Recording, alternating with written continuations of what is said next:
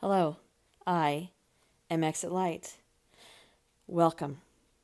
I am going to tell you the true paranormal story of a case called the Humpty Doo Poltergeist, which is probably the most media covered paranormal case in Australian history. And according to a book written by men who spent time in the house, it is widely considered to be one of the most significant supernatural occupations of its kind.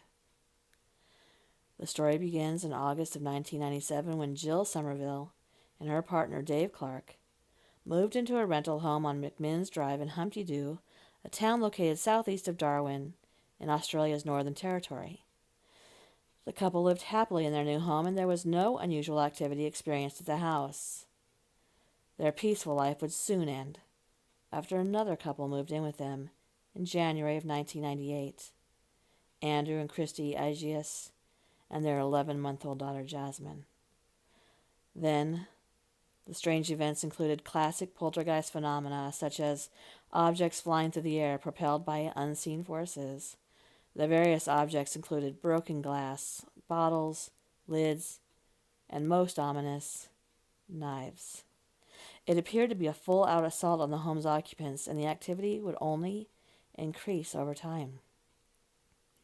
At one point, the couples witnessed gravel, which had apparently come from the driveway of the home, and seashells raining down from the ceiling.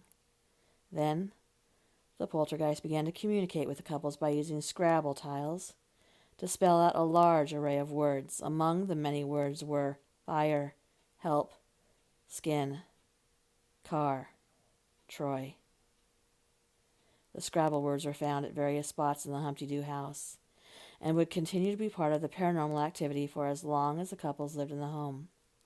By this point, the media had converged on the home, witnessing the wide range of bizarre activity and, like the home's occupants, appeared to become quite adept at dodging the poltergeist projectiles.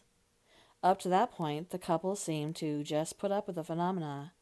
However, one night they found a trident symbol created with pebbles in the driveway, with perfect symmetry, and a cross also formed perfectly. And inside, the house seemed to be determined to make them leave by wrenching appliances off shelves, littering the floor with pebbles and glass, and even worse, creating scratching noises from behind the walls.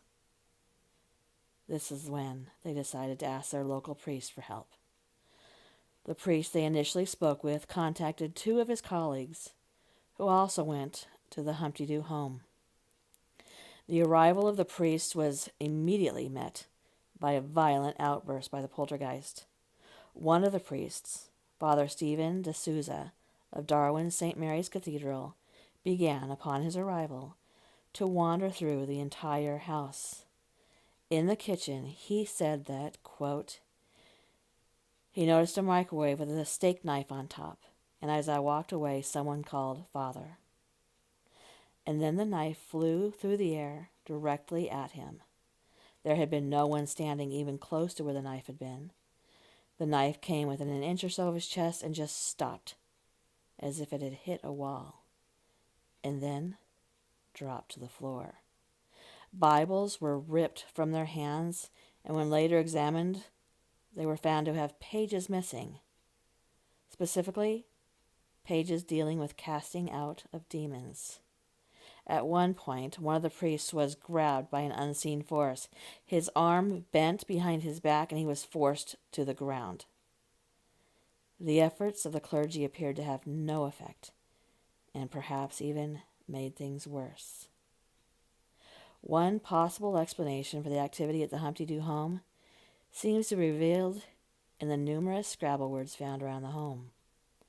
The words being help, fire, car, skin, and most of all, Troy. It seems that 2 months before the poltergeist activity began, a friend of the two couples was killed in a horrific manner.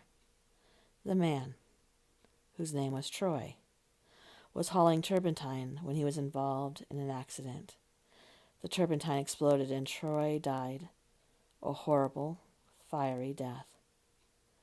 The possibility that the ghost haunting the McMinns' drive home was the spirit of Troy seems to be strengthened by the fact that when Troy's friends moved out of the house, all paranormal activity ceased and has never returned.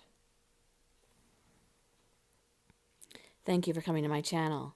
If you like this story or any of my other stories, please subscribe and give this a thumbs up.